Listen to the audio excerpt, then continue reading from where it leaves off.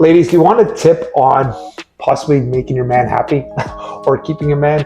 Maybe not keeping a man, I don't know about all that, but believe it or not, we men don't receive compliments as much as you think. We like hearing compliments.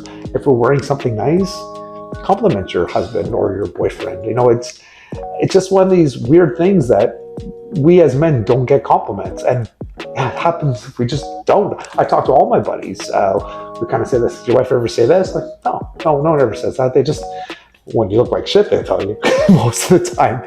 But I know it's something simple, and I don't mean it to be negative, ladies. I just think that we're always trying to compliment you. We're always told like how try to keep your woman, make the happy wife, happy life.